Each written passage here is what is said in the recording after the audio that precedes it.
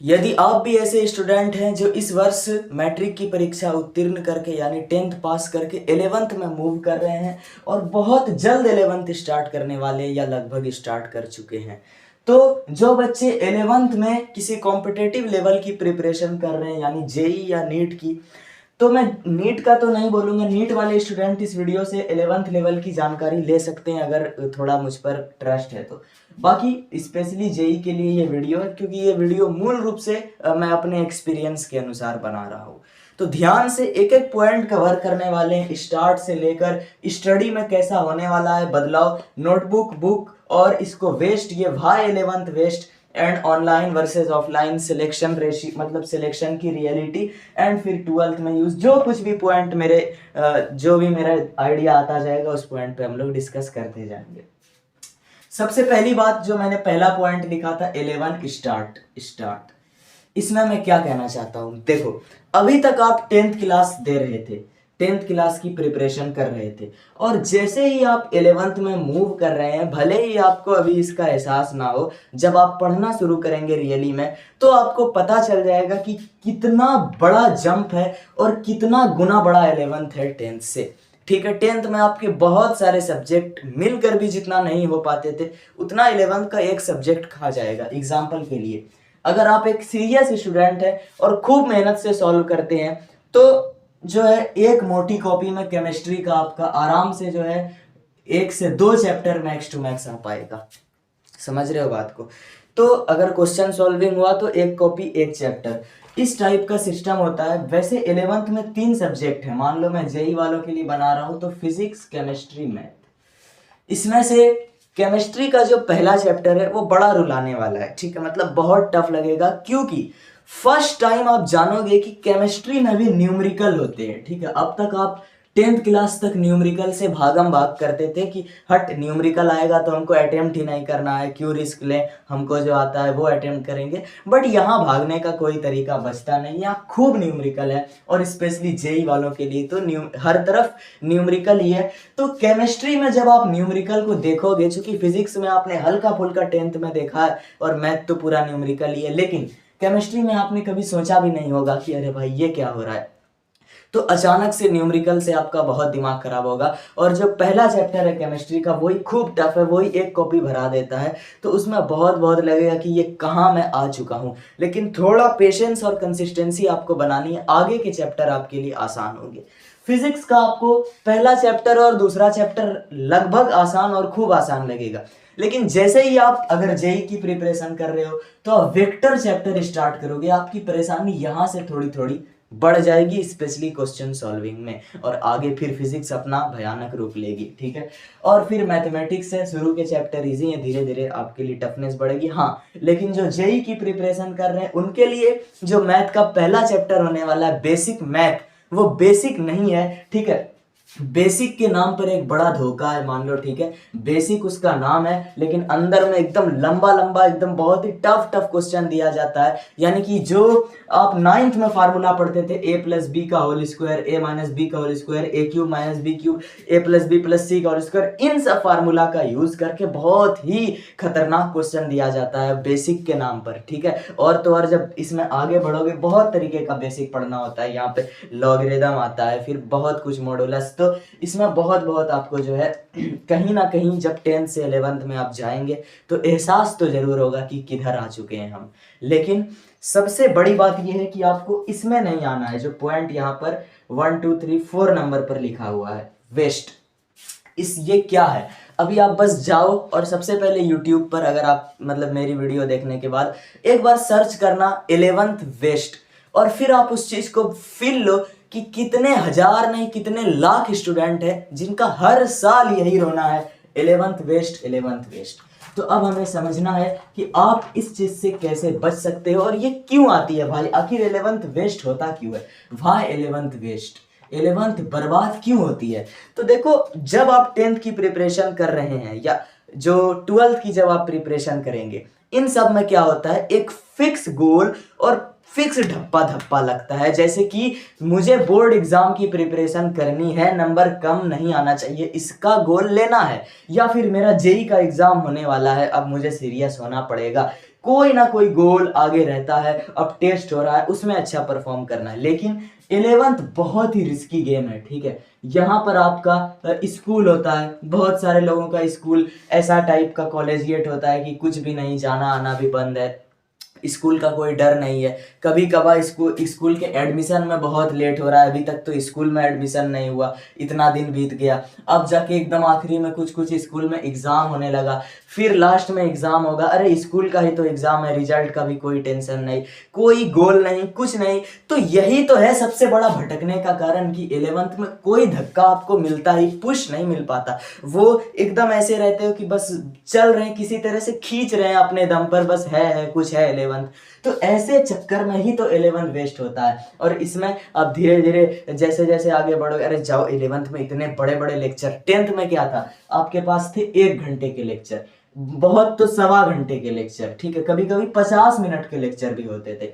और लेक्चर में होता था मजा, मतलब कि टीचर आ रहा है, थ्योरी पढ़ा रहा है, बिल्कुल बीच बीच में आपसे कनेक्शन बन रहा है, बिहार के ही शिक्षक हैं और मजा आ रहा है, अपनापन फील हो रहा है। बीत गया क्लास, कुछ पता नहीं चला, लाइव देख लो तो भी ठीक, रिकॉर्डेड देख लो तो भी खास इफेक्ट नहीं होगा। लेकिन लेकिन लेकिन जैसे ही आप 11th में स्विच करेंगे, लेक्चर आपके एवरेज 2 घंटे के होंगे, थोड़ा बहुत कम, कभी 1 घंटा 45 मिनट, कभी 2 घंटा, वो इंस्टीट्यूट पे डिपेंड करता है, बट 2 घंटे का अप्रोक्स आप लोग मानो।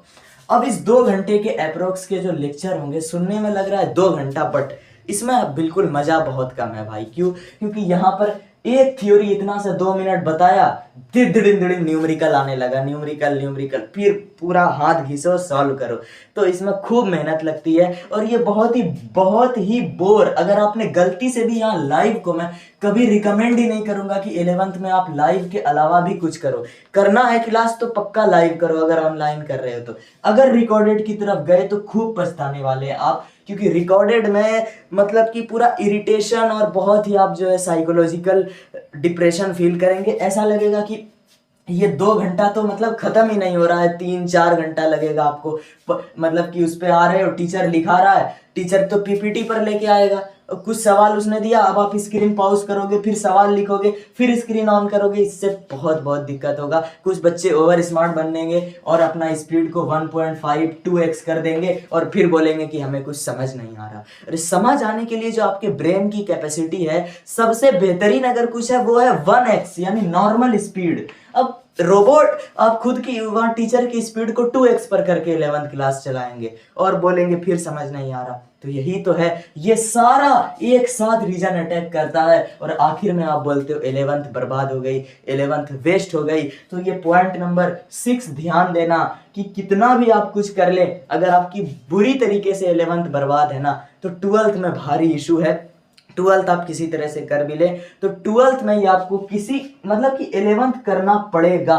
अगर जेई की प्रिपरेशन कर रहे हो तो ये बर्बाद है, इसमें डेफिनेटली दिक्कत होगी, क्योंकि यहाँ पर 12th में 11th के टॉपिक का यूज होगा। टीचर बोलते हैं कि हम तो 11th का भी टॉपिक बता देंगे 12th में, बट उस वक्त जो बताने का स्टाइल है वो नहीं है कि आप उसको बहुत अच्छे तरीके से समझ जाए। में भी आपको समझ नहीं आए, क्योंकि कोई एक, मान लो मैं कल मेरी डिटर्मिनेंट्स की क्लास थी, एक था लॉग, एक टॉपिक था लॉग, 11th में वही लॉग को खूब डिटेल में पढ़ाया गया, समझाया गया।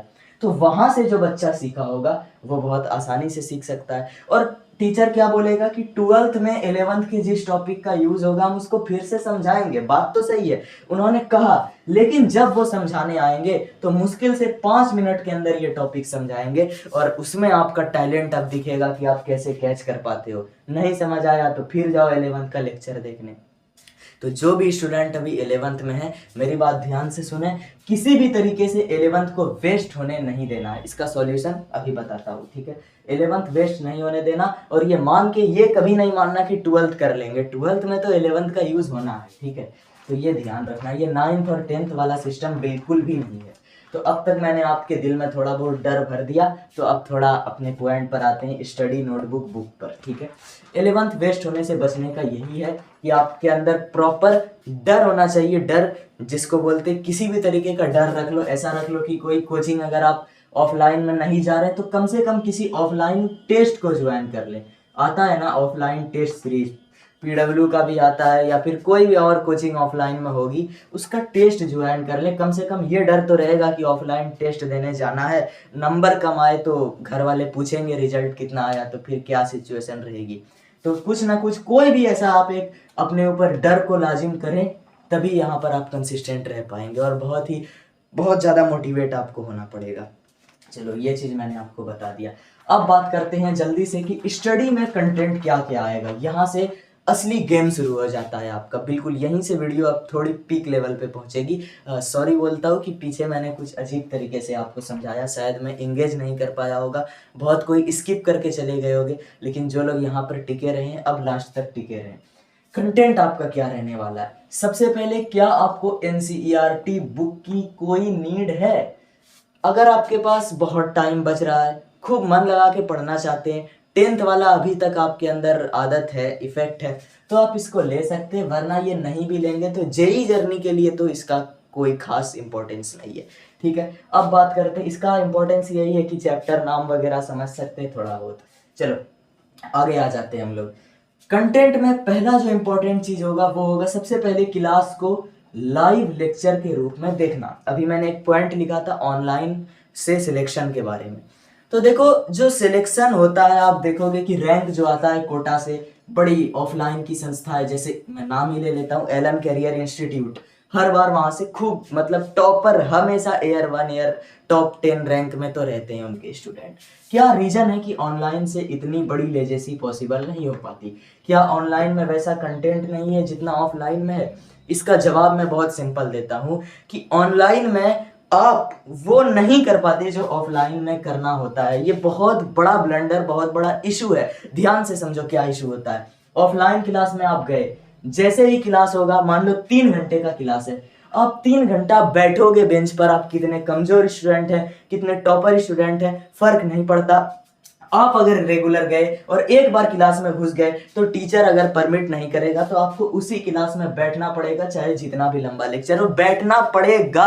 वहां पर बाहर कोई आ रहा है, घर में कौन आ रहा है, क्या हो रहा है, बाहर की दुनिया से क्या मतलब, आपको क्लास में बैठना पड़ेगा। लेकिन ऑनलाइन में ऐसा नहीं है। ऑनलाइन अगर 2 घंटे का आपको चेयर पर बैठने बोल दिया जाए तो बीच बीच में घर का कुछ आवाज आ रहा है, इधर थोड़ा सा मतलब हल्का सा लगा, चलो एक बार बाहर झांक के देखते हैं क्या सिचुएशन है, कोई घर में मेहमान आ गया, पट से आपने क्लास बंद किया, उठ के उसके पास चले गए, कोई बच्चा रो रहा है, वहां तुरंत चले गए। तो इसमें यही सब तो है। घर कुछ भी अगर आपका हल्का सा भी घर का मैटर हुआ तो आप तुरंत स्क्रीन बंद करते हो और उठ के भाग जाते हो।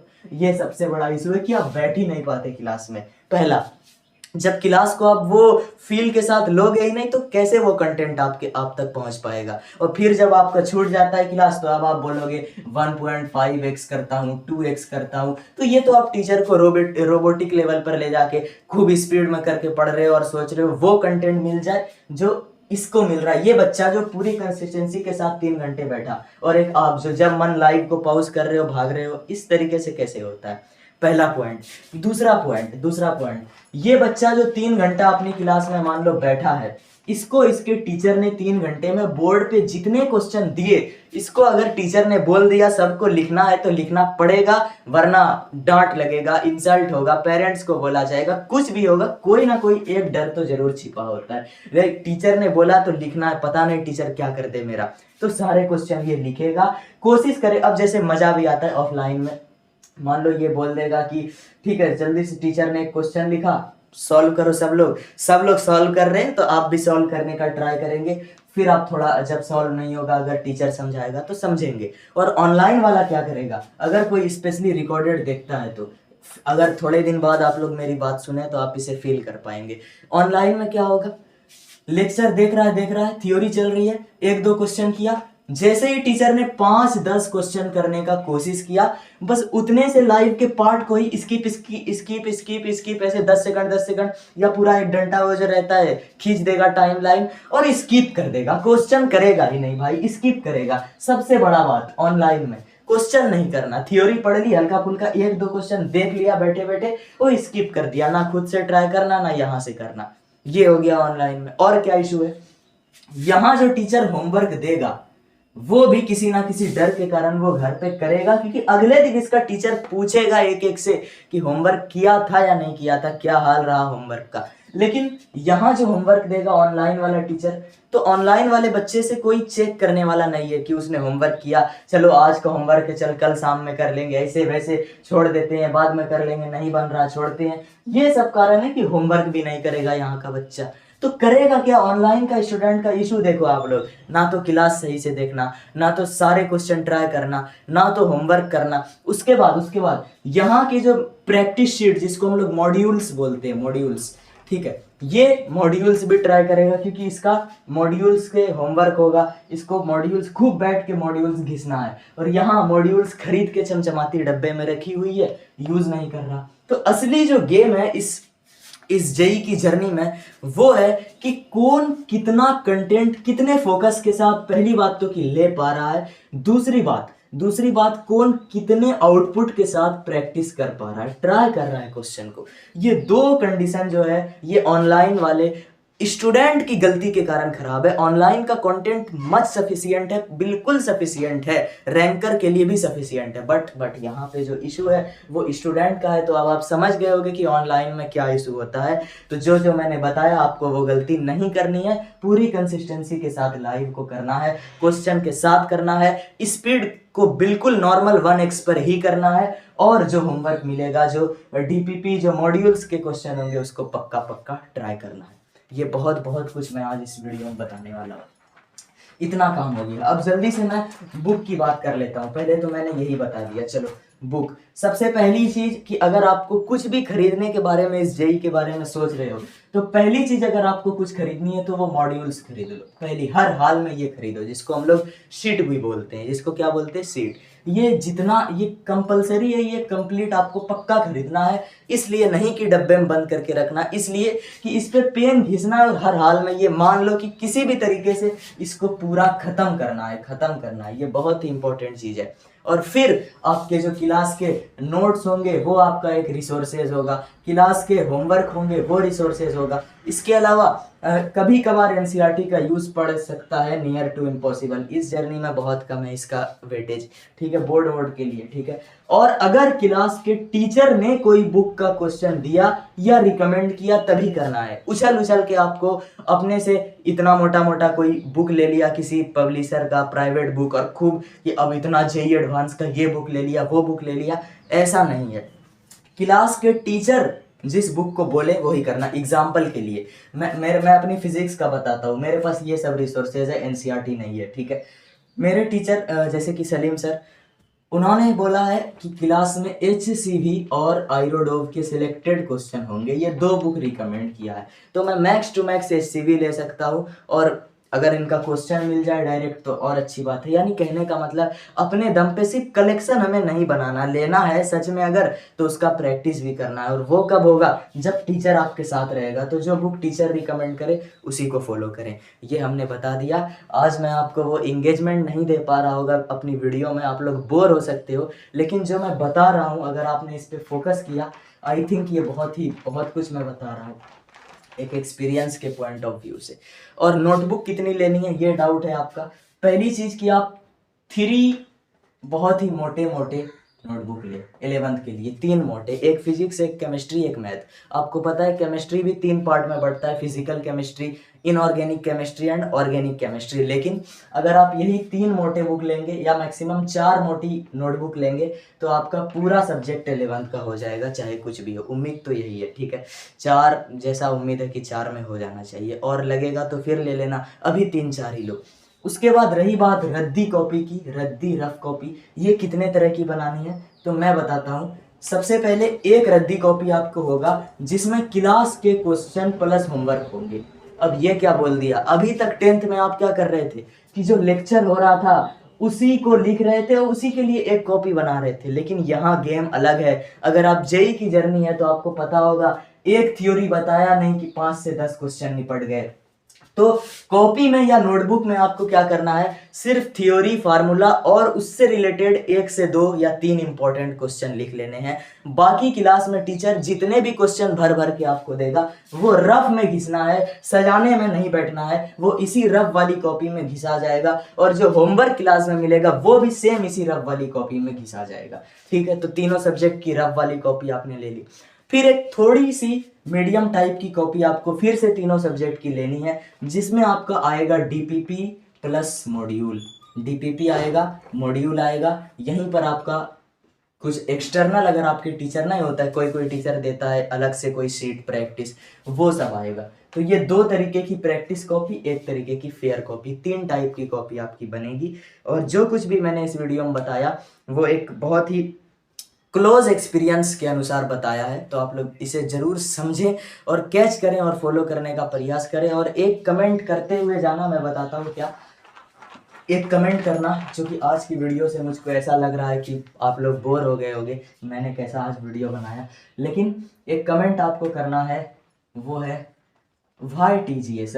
आज ज़्यादातर स्टूडेंट ऐसे हैं जो कि पूरे 10th में भी मुझको देखे हुए होंगे, तो आप लोग मुझको ज़रूर ये बात कमेंट करके बताना कि TGS यानी मेरे चैनल का वीडियो आप लोग क्यों देखते हो, और मैं वीडियो में कोई एडिटिंग भी नहीं करता, तो फिर आप मेरी वीडियो में किस तरीके से क्या इंगेज हो पाते हो, मतलब क्या मेरी वीडियो बोर होती है, ये सब कुछ 2-3 बात आप लोग ज़रूर से कमेंट कर दें जो लोग लास्ट तक टिके हैं।